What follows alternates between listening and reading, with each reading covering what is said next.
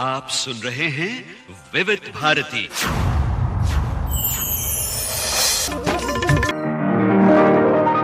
आज के मेहमान। अथ स्वागतम् शुभ स्वागतम् अथ स्वागतम् शुभ स्वागतम् आनन्द मङ्गल मङ्गलम् आनन्द मङ्गल मङ्गलम् हितप्रियं भारत भारतम् हितप्रियं भारत भारतम् स्वागतम् शुभ स्वागतम् अथ स्वागतम् शुभ स्वागतम्। आज हमारे साथ है ऐसी खास शख्सियत जिनके बारे में जितना भी कहा जाए उतना कम है।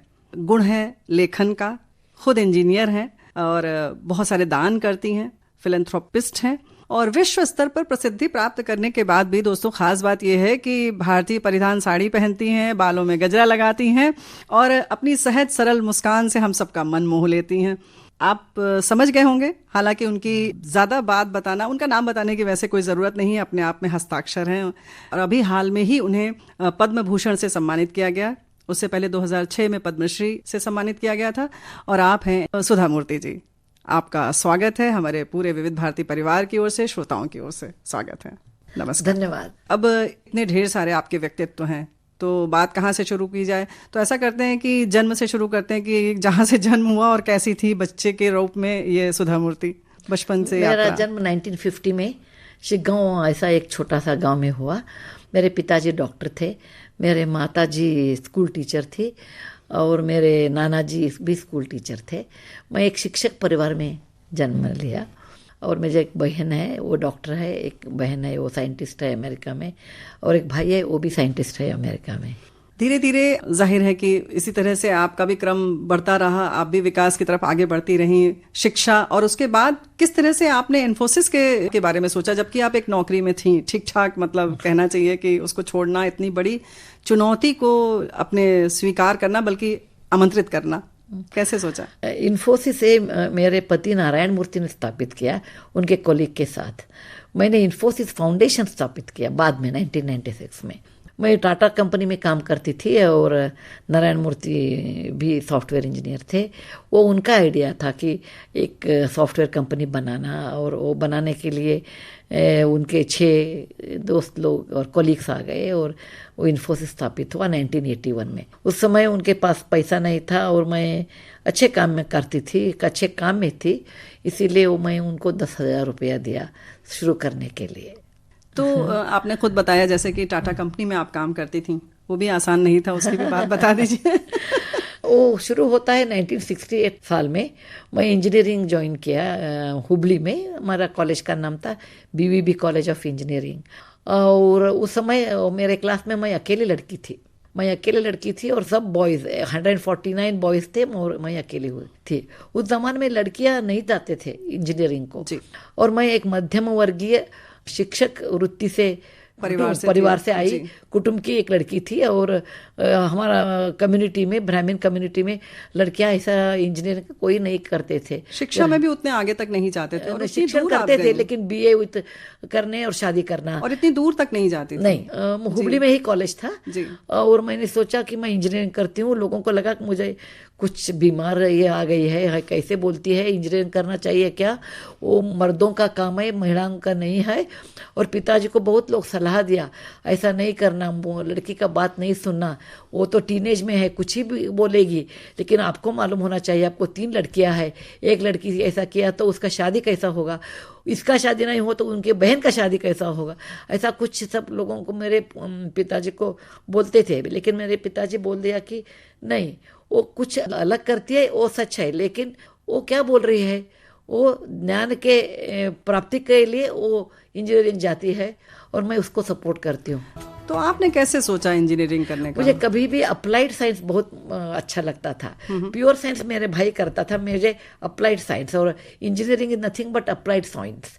इसीलिए मुझे इंजीनियरिंग बहुत अच्छा लगा। इतने ढेर सारे लड़कों में कोई दिक्कत कभी आई? हर रोज दिक्कत होता था, जैसे? क्योंकि कॉलेज को लगा कि लड़कियां इधर नहीं ठहरेंगे, 1-2 महीने में छोड़ देंगे, ये बहुत मुश्किल कोर्स होता है, इधर सिर्फ बॉयज ही, मर्द लोगों का ही एक कोर्स है, रह सकते हैं, रह सकते हैं। इसीलिए उधर टॉयलेट नहीं था और टॉयलेट बांध भी नहीं लिया। उनको लगा तो 2-3 महीने जाती है, किसके लिए करेंगे। हाँ। और लड़कों को लगा कि ये नया गर्ल कितने दिन ठहरेंगी, वो भी एरो पेपर सब डालते थे मुझे ऊपर पीछे अच्छा, से, मतलब वो कागज के जहाज बना के? जहाज करते ऐसा? हाँ करते थे। वो भी 18-19 साल के थे ना उस हाँ, समय। और उस समय जमाने में लड़कियां नहीं सीखते थे इतना। बिल्कुल। उस जमाने के सिनेमा में ऐसे गाने आते थे, मांग के साथ तुम्हारा मांग लिया संसार, और इस पार साजन उस पार साजन, वो ऐसा गाना का माहौल था। तो वो लड़के गाते थे, मुझे तंग करते थे, कह रहे लड़कियां कैसे आते हैं इंजीनियरिंग को। मुझे भी डर लगता था, लेकिन हमने सोचा नहीं हम करेंगे। कोई ना मुझे बात नहीं करते थे, मैं अकेली थी। लेकिन पहला सेमेस्टर में मुझे प्रथम रैंक मिला। मेरा प्रथम रैंक मिलने के बाद मुझे मालूम हो गया ये ऐसा नहीं है, किसका वो ज्ञान चाहिए वो हिम्मत से काम किया तो उनका मिलता है। ये मर्दों का काम है, स्त्रियों का काम ऐसा नहीं है। ऑन दी कॉन्ट्ररी, स्त्रियों का काम मर्दों को नहीं करने के लिए होता है। स्त्री माँ बन सकती है, पुरुष नहीं हो सकता है। इसीलिए मैंने लगाव करके BE किया, फर्स्ट रैंक मुझे मिली। बाद में मैं ME किया, और MTech करने के बाद मैं अमेरिका जाने का मेरा इरादा था। उस समय मैंने एक एडवर्टाइजमेंट देखा कि lady students need not apply for Tata company. मुझे लगा ये बराबर नहीं है, इसीलिए उनको एक चिट्ठी भेजा, और बाद में मुझे इंटरव्यू करके मैं टेल्को में प्रथम महिला इंजीनियर ऐसे मैंने ज्वाइन किया। आपकी नौकरी शुरू हुई। तो मतलब चुनौती आप शुरू से स्वीकार करती हैं, आमंत्रित करती हैं, और फिर उसके बाद बहुत सारे लोगों के लिए रास्ता खोल देती हैं, कहना चाहिए, है ना? एक आनंद की बात है, मैं 50 साल के बाद मैं टेल्को गई थी, अभी टाटा मोटर्स बोलते हैं, और उधर असेंबली लाइन में 300 लड़कियां थे। मुझे इतना अश्रु भर के आ गया, आनंद के अश्रु थे, और मेरे पिताजी का याद भी मुझे आ गया कि ऐसे एक माहौल भी आ गया 50 साल में कि मैं एक दरवाजा ओपन किया। मुझे मालूम नहीं था, मैं शुरू किया, उसमें मुझे मालूम नहीं था कि मैं ऐसा करती हूँ, इससे बहुत लोगों को, बाकी लोगों को भी लाभ मिलेगा। मुझे मालूम नहीं था। मुझे बहुत मन को अच्छा लगा कि मेरे जीवन में मैं ये देख सकती हूँ। क्या बात है, वाकई एक ये सफलता थी। सिर्फ आपका वहां पर नौकरी कर लेना एक सफलता नहीं थी, बल्कि ये आपने जो इतनी लड़कियों को देखा वो सफलता थी आपके लिए। बहुत आनंद होता है मुझे। क्या बात है। तो ये तो हो गई बात। और फिर मूर्ति जी से कैसे मुलाकात हुई आपकी? मूर्ति जी पुणे में थे, हम भी पुणे में थे। हमारा एक कॉमन मित्र था, वो हर रोज एक नया बुक पढ़ने के लिए लाता था, और बुक में ऐसा हो लिखा था कि नारायण मूर्ति इस्तांबुल, नारायण मूर्ति पेशावर, नारायण मूर्ति पेरिस। मुझे लगा नारायण मूर्ति मैंने इंटरनेशनल बस कंडक्टर है क्या, और वो बताया नहीं मेरा दोस्त है, और वो पेरिस से पुणे तक हिचहाइकिंग करके आए हैं। क्या करके? हिचहाइकिंग माने, अच्छा, हिचहाइकिंग। हिच माने ट्रक, कार, ट्रेन चल के, ऐसा किसी से भी लिफ्ट लिया और आगे बढ़ गए। लेकिन उस जमाना अच्छा था, लोग लिफ्ट देते थे जी। और अभी मैं डरती हूँ कैसा करने के लिए। तो कहाँ से कहाँ तक आए थे? पेरिस से पुणे। अच्छा। और ये एक जगह में एक पुस्तक वो खरीदते थे, उसके ऊपर किधर वो खरीदा है वो नाम लिखते थे। अच्छा। इसलिए नारायण मूर्ति पेरिस, इस्तांबुल, पेशावर, वो पाकिस्तान के मार्ग से आए थे 1973 में। 1973 में, ओहो। फिर ऐसा मेरा उनका परिचय हुआ। तो आप इस बात से प्रभावित हुई या आपको बहुत अजीब मुझे अच्छा लगा कि ऐसा एक आदमी है, हिचहाइकिंग करता है यंग एज में, काम छोड़ के, ओके, और सब जगह में एक एक पुस्तक खरीदता है। मुझे पढ़ने का बहुत शौक है जी, इसलिए मुझे लगा ये आदमी भी बहुत पढ़ता है, शायद हम उनको मिलेंगे। ऐसा हमने मिला, और नारायण मूर्ति का और मेरा कॉमन फैक्टर है पुस्तक खरीदना और पढ़ना। फिर जब पहली मुलाकात हुई तब आपने कौन सा गाना सोचा? आप तो बहुत फिल्में देखती हैं। कुछ नहीं। मेरा ऐसा नहीं था कि एक आदमी को मिलने के बाद प्रेम में पड़ना, ऐसा नहीं था मुझे। एक मित्र के भांति हमने उनको मिला जी। फिर बाद में हम बहुत सिनेमा देखे, लेकिन अब शादी के बाद नारायण मूर्ति उस सिनेमा को नहीं आते हैं। वो बोलते हैं शादी के पहले ही सब देख लिया है, अभी कुछ नहीं देखना। अच्छा। मैं ज्यादा सिनेमा देखती हूँ उनसे ज्यादा। आप उनसे ज्यादा सिनेमा देखती हैं। लेकिन एक अच्छी बात है, दोस्तों को हम बता दें कि आप पति पत्नी दोनों को 4 पद्म सम्मान मिल चुका है। भगवान की दुआ। ये आप बताएं खुद तो अच्छा लगेगा। यार 2000 में नारायण मूर्ति को पद्मश्री मिला। 2006 में मुझे पद्मश्री मिला और नारायण मूर्ति को 2008 में पद्म विभूषण मिला। मुझे 2023 को पद्म भूषण मिला। दोनों मिलकर 2 पद्मश्री, 1 पद्म भूषण और पद्म विभूषण है। बहुत बहुत बधाई आपको, पूरे श्रोताओं की ओर से, पूरे परिवार की ओर। तो भाई ये तो बहुत गौरव की बात है। मतलब बच्चों को कैसा लगा जब ये सम्मान मिला? तो ये चारों सम्मान में हमारे बच्चे 3 सम्मान को नहीं आए। अच्छा। दोनों बच्चे उस समय अमेरिका में पढ़ते थे, वो नहीं आए जी। लेकिन 2023 में कभी मिला, उसमें दोनों बच्चे आए। अच्छा। ओके। बहुत गर्व होता है उनको। और वो बोलते हैं amma and appa are very passionate about their work. हमें बहुत मन लगा के काम करते हैं और प्रेम से काम करते हैं, और मुझे अवार्ड के लिए नहीं करते, हमको खुद को आनंद मिलता है वो काम में। आजकल कितनी फिल्में देख पाती हैं? आजकल कम कर रही हूँ, नहीं तो ज्यादा देखती थी। अच्छा। एक है मुझे बहुत प्रवास है, इसीलिए कम होता है। जी। और फिल्म भी कम है, OTT में आता है। ओके, नाटू नाटू है ना, वो मुझे पसंद है। नाटू नाटू नाटू नाटू बहुत अच्छा है। आप पति पत्नी दोनों को 4 पद्म सम्मान मिल चुका है। वो जो सम्मान की बात है उससे जुड़ा एक वाकया आप बताएं तो अच्छा लगेगा। 2023 में आपकी बेटी जब आई यहाँ तो राष्ट्रपति भवन में 2023 मेरी डॉटर इंग्लैंड से आ गई और हमारे साथ वो पीछे बैठी थी जी। मेरे हस्बैंड के साथ, उसकी मौसी के साथ वो पीछे थी, लेकिन प्रोटोकॉल ऑफिसर ने बताया ऐसा नहीं, वो बैठ सकती है, प्रोटोकॉल है। उसका हस्बैंड मिनिस्टर है, प्राइम मिनिस्टर है, इसलिए पहले यूके के प्राइम मिनिस्टर हैं। श्रोताओं, हम आपको बता दें सुधा जी इतनी सरल सहज हैं कि वो इतना खुल के बता नहीं रही हैं, और बहुत अच्छा लग रहा है कि आपके दामाद जी, आपकी बिटिया के पति यूके के प्रधानमंत्री हैं ऋषि सुनक जी, और इस वजह से उनको प्रोटोकॉल के हिसाब से आगे ले जाया गया। और जो होता है, देश की नीति होती है, एक राजनयिक जब कहीं से आता है तो इस तरह से उनको सुरक्षा आदि दी जाती है। लेकिन आपकी बिटिया तो सिर्फ अपनी माँ के लिए आई थी, जैसा आप समर्पित हैं वैसे ही। तो ये संस्कार जो आपने दिए हैं वो किस तरह से दिए हैं बच्चों में? बच्चों को कोई हीरो हीरोइन नहीं होते हैं, माता पिता ही हीरो हीरोइन होते हैं। इसीलिए मैं बच्चों को क्या बोलती हूँ, पढ़ाती हूँ, क्या सिखाती हूँ, मैं वो पहले करके दिखाती हूँ। मैं बच्चों को बोलती थी टीवी ज़्यादा नहीं देखना, पढ़ाई ज़्यादा करना, इसलिए मैंने टीवी बंद किया। हम भी नहीं देखते, वो भी नहीं देखना। अच्छा। और बच्चों को बोलती थी मैं, तुम ज़्यादा कपड़े नहीं लेना। लड़की को बोलती हूँ, एक लिया तो एक दान करना। अच्छा। हाँ, आपको 6-7 कपड़े रखेंगे, एक नया लिया तो एक दान करना। और मैं भी नहीं लेती थी। हम बच्चों को क्या बोलते हैं, हम ऐसे ही रहना चाहिए, उनको हम मॉडल होते हैं। हाँ, खुद उदाहरण प्रस्तुत करना चाहिए। मैं बच्चों को बोलती थी, आप हर रोज आधा घंटा से 1 घंटा आप पढ़ाई के अलावा बुक पढ़ना चाहिए। पढ़ाई के बुक नहीं, अलग। ओके, वो इतिहास हो, कंप्यूटर साइंस हो, कुछ भी, लेकिन पढ़ना चाहिए, पाठ्यक्रम से अलग होना चाहिए। इसीलिए वो पढ़ने का आदत पड़ता है, रीडिंग हैबिट आता है। उस समय मैं भी उनके साथ बैठ के पढ़ती थी। ऐसा नहीं कि आप पढ़िए मैं और एक काम करती हूँ, ऐसा नहीं कि हाँ, और आप पढ़िए मैं व्हाट्सएप करती हूँ, आप पढ़िए मैं टेलीफोन के बात करती हूँ, ऐसा नहीं। रीडिंग टाइम मैंने सब रीडिंग टाइम। और हमारे घर में उस समय कोई नहीं था, मेरी अम्मा ने खाना पकाती थी और हमारा प्लेट हम खुद क्लीन करते थे। अच्छा। हाँ, until my mother became very old, then we had cook. So my mother used to cook and everybody should clean their own plate. ऐसा करते थे। नारायण मूर्ति बहुत साल टॉयलेट क्लीन करते थे, इसीलिए उसको कारपोरेट गांधी बोलते हैं। नारायण मूर्ति भी सब काम उनके करते हैं। अभी उम्र हो गया है, अभी हमको मदद चाहिए। तो बहुत सालों से हम ऐसे ही थे।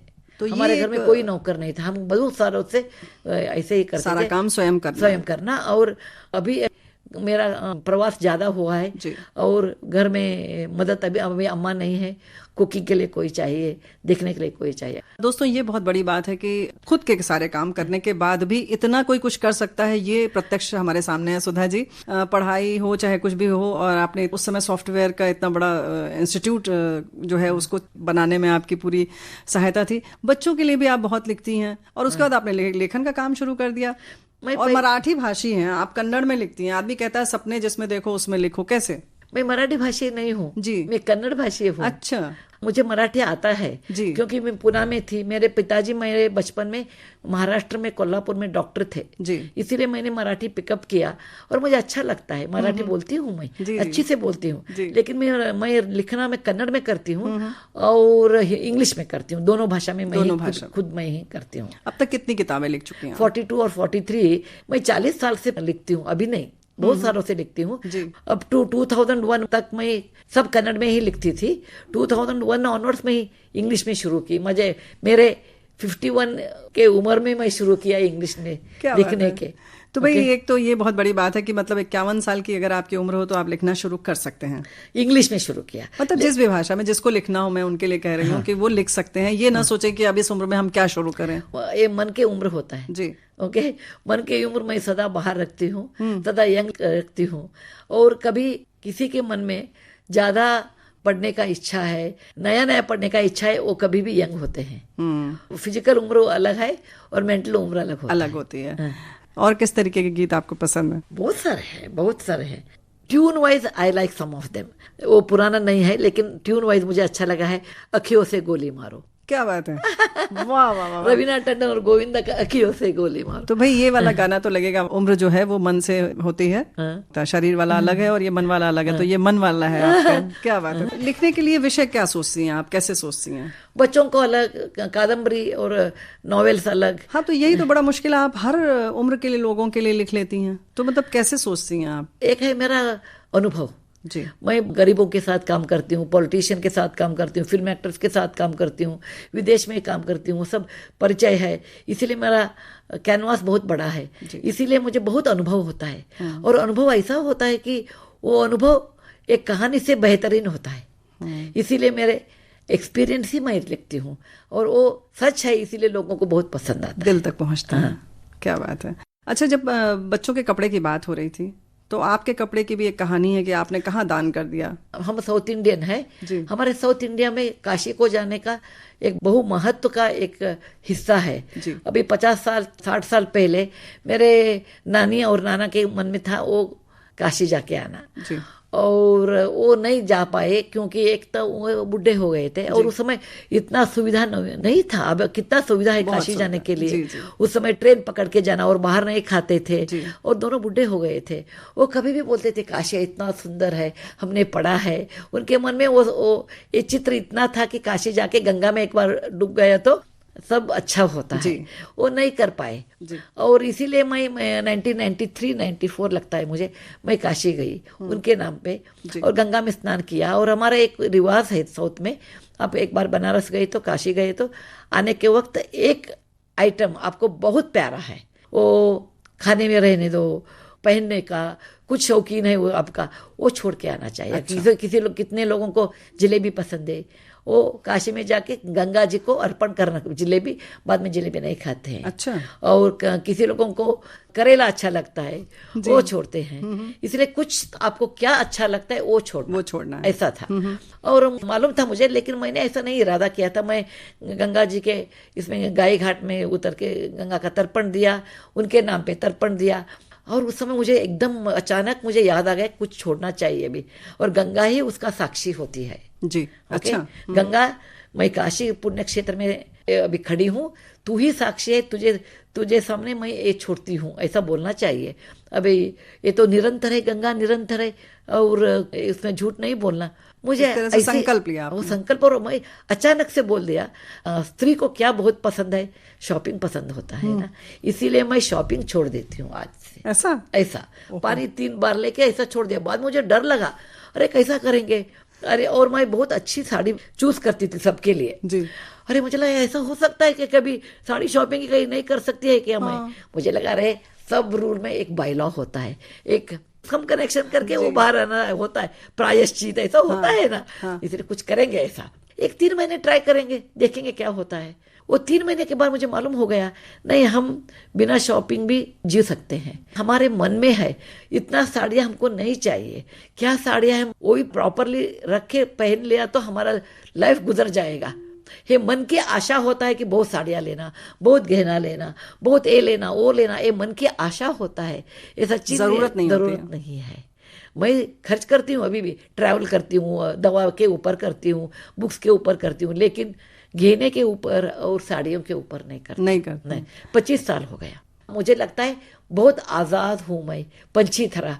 किधर भी गए तो कुछ देखना ही नहीं। काशी जाइए, बनारस जाइए, दिल्ली जाइए, मथुरा जाइए, हमारा काम करते, मार्केट को नहीं जाते ही नहीं। बहुत बढ़िया आपने एक उदाहरण प्रस्तुत किया। यहाँ पर कौन सा गाना सुनना चाहेंगे आप? बाहुबली में एक गाना है, वो शिव स्तोत्र है। आप अभी भी पूजा करती हैं? मैं अभी भी करती हूँ। कितनी देर तक? 5 मिनट। 5 मिनट करती हैं। तो उतना ही करती हूँ, सुन मैं लेते रोज करती हैं हूँ, इस समय शिव स्तोत्र। हाँ, शिव स्तोत्र करना, शिव स्तोत्र वो बाहुबली का। जी, बाहुबली का अच्छा है। एक्चुअली मैं कीरवाणी को ही बोलती थी, any Sanskrit shlok you want to popularise, the best way is put them in the film. आजकल जैसे कि हो रहा है, अभी आपने जैसे बताया, आपने छोड़ दिया, इच्छाओं की बात आती है, तो क्या कारण है? तलाक बहुत बढ़ रहा है, रोका तो नहीं जा सकता, लेकिन कैसे कम किया जा सकता है? वजह क्या है इसकी, क्या लगता है आपको? 2-3 है। एक है पुराने जमाने में पति और पत्नी में के रिश्ता अच्छा नहीं तो भी चुपके रिश्ता निभाते थे, क्योंकि पत्नी को इकोनॉमिक फ्रीडम नहीं था जी। उसके मन के विरुद्ध भी हुआ तो भी वो सहन करती थी, क्योंकि उसको अधिकार ही नहीं था, सिर्फ घर में रहती थी।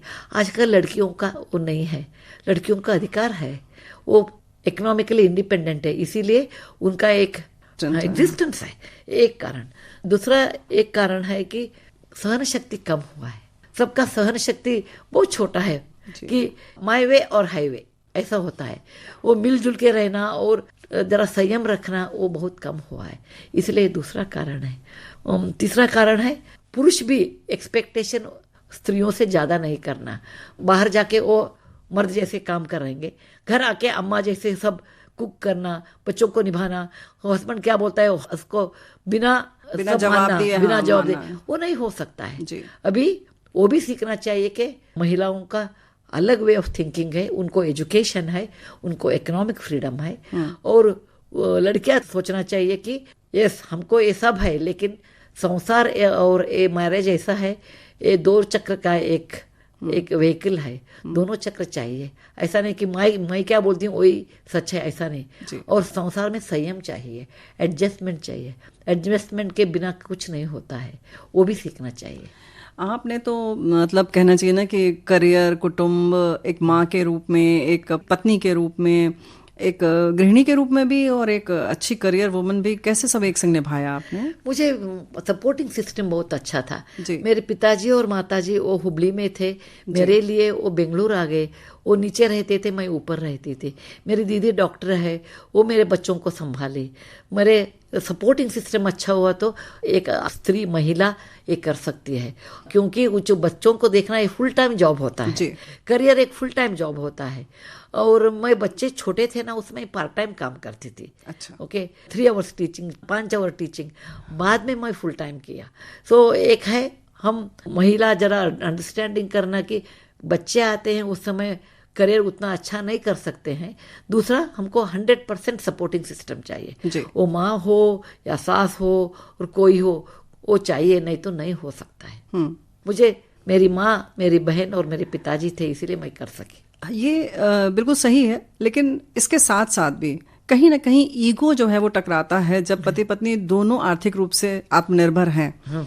तो उसका क्या, कैसे समझना चाहिए उसको? पति पत्नी अंडरस्टैंडिंग चाहिए जी। दोनों मिलके पैसे में कमाते हैं, ये हमारा दोनों मिलकर एक कुटुंब होता है, ऐसा सीखना चाहिए। मेरा पैसा ये तेरा पैसा ऐसा नहीं।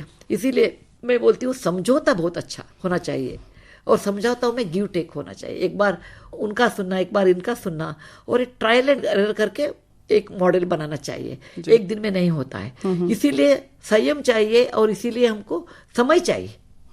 मैं बोलती हूँ हस्बैंड कभी गुस्से में आते हैं, आप मत बोलना, आप चुपचाप रहेंगे। और बॉयज को बोलती हूँ वाइफ कभी गुस्से में आते हैं, आप नहीं बोलना, आप चुपचाप रहने। दोनों गुस्से में आ गया तो अपशब्द आ जाता है, और वही डाइवोर्स को लीड करता है। इसलिए मैं बोलती हूँ एक आदमी गुस्से में है तो और एक शांत होना चाहिए। दोनों शांत होना वो भगवान की दुआ है, लेकिन ऐसा नहीं होता है। सो 1001 ऐसा मैं बोलती हूँ। अच्छा, 1-0 1 मीन्स गुस्सा, 0 इज शांत, 0-1 0 इज शांत, अदर गुस्सा, 0-0 इज आइडियल जी। अच्छा, 1-1 इज डेंजरस। क्या बात है। तो भाई ये फार्मूला जो है वो बहुत अच्छा 1001, इसको तो अपनाना पड़ेगा। पुराने में कोई गीत सुनना चाहेंगे आप? बहुत सारे हैं। तेरे बिन साजन लागे न जिया हमार, तेरे बिन साजन लागे न जियरा हमार। प्रदीप कुमार ऐसा कौन है, मीना कुमारी है, वो सीन भी मुझे याद है। अब जब बात आती है कि अक्सर ये जो है आजकल बहुत ज्यादा प्रचलन हो गया है कि सौंदर्य के प्रति लोग बड़े जागरूक हो गए हैं, संवेदनशील हो गए हैं, और महिलाओं को वैसे कहा जाता है, लेकिन अब पुरुष भी बहुत ज्यादा पार्लर जाने लगे हैं, शायद हमसे ज्यादा जाते हैं। हाँ। तो कहते हैं कि सुधा जी की आत्मविश्वास आता है अगर आप सुंदर दिख रहे हैं तो क्या करना चाहिए? मतलब तो बहुत सामान्य सी चीज हो गई है, सुंदरता के लिए सब लोग बहुत ज्यादा प्रयत्न कर रहे हैं, तो ये कहाँ तक ठीक है? ये मेरा निजी ओपिनियन है, शायद जनरल नहीं है। सच्ची सौंदर्य आपका आत्मविश्वास पर है। आत्मविश्वास कैसा मिलता है? आपका काम का ज्ञान, आप कभी अच्छा काम करते हैं आपको ज्ञान मिलता है। ज्ञान gives you confidence, confidence gives you beauty. ऐसा नहीं कि आपको कॉन्फिडेंस है और आप अच्छा प्रेजेंटेबल नहीं तो अच्छा नहीं होता है। हर रोज स्नान करना, हाइजीन रखना, बाल काटना, क्लीन रहना, वो प्रेजेंटेबल रहना, कपड़े इस्त्री करके पहनना, ये सब बहुत अच्छा भाग है। प्रेजेंटेबल होना चाहिए, क्लीन होना चाहिए, लेकिन सिर्फ सौंदर्य से काम नहीं होता है। सौंदर्य से काम होता है तो पढ़ने का क्या है, उसमें पात्र है पढ़ने का। हार्ड वर्किंग और good value system gives you confidence, और लगातार काम करना, एक कॉन्फिडेंस आता है। कितने ही पैसे आप पार्लर पे दिया तो वो मार्केट में खरीद नहीं सकते। You should be presentable, but you should also be hard working and you should know your job. आपके चेहरे पर अलग तरह की कांति है, ठीक है, और मस्तिष्क भी बहुत कुशाग्र है। तो हम ये बड़े रहस्य वाली बात जानना चाह रहे हैं कि क्या खाती हैं, क्या खास बात है? कुछ तो दीजिए ना आप, मूल मंत्र हम लोगों को भी। पॉजिटिव थिंकिंग बोलती हूँ मैं जी, धनात्मक ना, करेक्ट वर्ड, धनात्मक सोचना, सकारात्मक धनात्मक सोचना जी। अभी ग्लास में पानी है, आधा नहीं है, मैं उसमें बिलीव करती हूँ। डिफिकल्टीज आते हैं जीवन में, ऐसा नहीं कि कठिनाई किसी को नहीं आता है, सबको आते हैं। राम को आया, कृष्ण को आया, भगवान बुद्ध को आया, जीसस क्राइस्ट को आया, सबको डिफिकल्टीज आते हैं, लेकिन डिफिकल्टी सॉल्व करने का हम सोचना चाहिए और लेट गो भी सीखना चाहिए। कभी भी ऐसा होता है हमारे हाथ से नहीं हो सकता है, एक्सेप्ट करो, वो हमारे हाथ से नहीं हो जाता है, छोड़ दीजिए। क्या हो सकता है वो काम अच्छा कीजिए, लेकिन क्या काम करते हैं ना वो बहुत अच्छा तरीके से करना। जब करें तो पूरी तरह से और मन लगा के करना।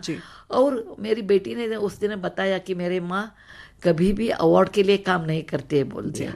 वो मैं करती हूँ कि मैं मन लगा के मेरा काम करती हूँ। अवार्ड मिला न मिला, कि मिले न मिले, मुझे क्या फर्क नहीं पड़ता है। कभी तो निराशा हाथ लगी होगी आपको भी? नहीं, मैं ऐसा नहीं सोचती ही नहीं मिला तो नहीं मिला रे, मेरे लक्ष्य क्या है वो सोचती हूँ। वो लक्ष्य के ऊपर मैं मन डाल के वही डायरेक्शन में जाता है। कर्मण्येवाधिकार से वो जरा टाइम चाहिए उसको, लेकिन वो बहुत आनंद देता है कि मैं काम करती हूँ, लेकिन क्या मिलता है मिलने दो, मैं वो प्रोसेस में एंजॉय करती हूँ। अभी इन्फोसिस इतना बड़ा कंपनी हुआ वो अलग है, लेकिन building Infosys itself was a great happiness जी। हाँ, वो मेरे काम में मैं ऐसे ही करती हूँ। मैं लोगों को मदद करती हूँ, लोग मुझे पहचानो न पहचानो मुझे ये नहीं है, लेकिन वो करने का ही मेरा वो जर्नी है ना, मैं एंजॉय करती हूँ। समाज सेवा आप कैसे कर लेती हैं?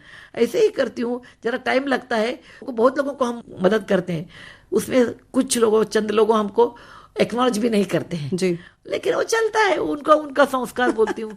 मन को नहीं लगाती हूँ, लेकिन जरा टाइम लगा ऐसा सोचने के लिए, मुझे जरा टाइम समय लगा कि हाँ चलो कोई छोड़ देते हैं, छोड़ देना, कोई बात अच्छा क्या है वो करना। और उम्र इतना भी होता है कि अरे क्या कर सकते हैं वो कर सकना, आनंद से रहना। मन में आनंद से अभी कभी रहते हैं ना, उस समय आपका मुख में तेज आता है। क्या बात है। यहाँ पर कौन सा गाना सुनना चाहेंगे आप? अनुपमा के एक गाना। कौन सा वाला? आई नो द, मुझे दृश्य मालूम है, बोल नहीं आ रही है। शी गोज अकेले and picks up the for leaves, बहुत सुंदर है अनुपमा का। शर्मिला टैगोर और धर्मेंद्र के है वो। कुछ दिल में सुना कुछ भी नहीं, कुछ दिल ने कहा कुछ भी नहीं।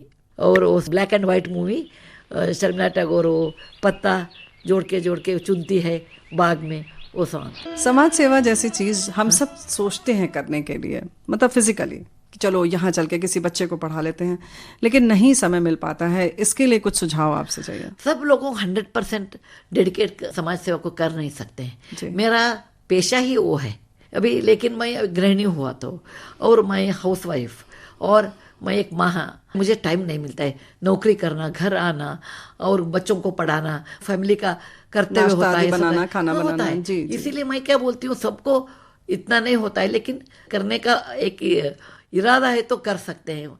मैं एक एग्जांपल देती हूँ। आपके घर में एक बाई एक आके काम करती है, जी। उसके बच्चों को पढ़ाने के जरा पैसे देना, हाँ, उसको ट्यूशन डालने के जी। लिए उसका कितना पैसा होता है, एक महीने में 50 रुपए, 100 रुपए, 200 रुपए आप दे सकते हैं, वो मैं बोलती हूँ। जी। और काम वाली बाई को एक संडे ऑफ दे सकते हैं। छोटे छोटे काम, मेरी अम्मा बोलती थी, अभी हम बूढ़े हो गए हैं, मुझे समाज सेवा करने के लिए टाइम भी नहीं है, शक्ति भी नहीं है, लेकिन वो बोलती मैं घर में खाना पकाती हूँ, क्योंकि आप उतना टाइम सेव कर सके, आप बाहर जाके काम कीजिए।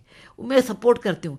सपोर्टिंग इटसेल्फ इज अ समाज सेवा। समाज सेवा, ओके, वो भी नहीं हो सकता है। अभी आपके घर में कोई आते हैं, आपके रिश्तेदार, मित्र, फ्रेंड, मित्र, मैत्रिणी, कौन तरह, मैं मराठी मिक्स करके नहीं, हिंदी बोलिए बोलती बोलिए हूँ। बोलिए, अच्छा लग रहा है। वो आते हैं और उनके घर में कुछ प्रॉब्लम है, वो आपके फ्रेंड रोती है, उस समय उसके कंधे पे हाथ रख के आप बोल सकते हैं, अरे don't worry, this to shell pass, don't worry. मुझे भी ऐसा हुआ था। कितने लोगों को मैंने देखा है, वो बोलते हैं मैडम जी मेरा लड़का मुझे नहीं सुनता है, अभी टीनेज में है, कुछ मैं बोलने से वापस उत्तर देता है, कुछ नहीं सुनता है, टीवी देखता है, मैं क्या करूँ। मेरे हस्बैंड बोलते हैं ये तुम्हारी वजह से हुआ, तुम लाड़ प्यार से हुआ बोलते हैं, और मैं बोलती हूँ उनके लाड़ प्यार से हुआ है, हम दोनों झगड़ते हैं, क्या करूँ। मैं बोलती हूँ वो दोनों का इसमें कुछ भूमिका नहीं है, कोई रोल नहीं है। सच बोलती हूँ, इसमें क्या है, वो हार्मोन का प्रॉब्लम होता है। अभी यंग है, आप शांत से उनसे बात कीजिए। वो चिढ़ते हैं, वो गुस्से करते हैं, आप शांत होइए। और वो शांत कभी होता है, उससे बातचीत किए, उसको बोलना बेटा आप ऐसा बिहेव नहीं करना। और ये बिहेवियर 7-8 साल होता है, बाद में वो भी शांत हो जाते हैं। और आपको हुआ था क्या? हमने बोला हाँ, हम भी औरत है, हमें भी ऐसा हुआ था, हमारे बच्चे भी गुस्से करते थे। अभी मैंने ऐसा कभी बोलती हूँ ना, उनको बहुत अच्छा लगता है कि मैडम ऐसा क्या बाहर दिखते हैं, उनको भी ऐसा तकलीफ हुआ है। हे हमारा तो सिर्फ हमारा का तकलीफ नहीं है, वो हम धाड़स दे क्या देते हैं ना, वो भी समाज सेवा है। कितने लोग ऐसे भी बोलते हैं हमारे बच्चे ऐसा नहीं किया, बहुत अच्छा किया था, आपके बच्चे ऐसा क्या करते हैं, बोल दिया तो हिम्मत हारते हैं। इसीलिए किसी का वो दुख हमने सुनना चाहिए, और प्रिय वाक्य क्या बोलते हैं वो बोलना चाहिए, और सबको बोलना चाहिए, दिस टू शैल पास।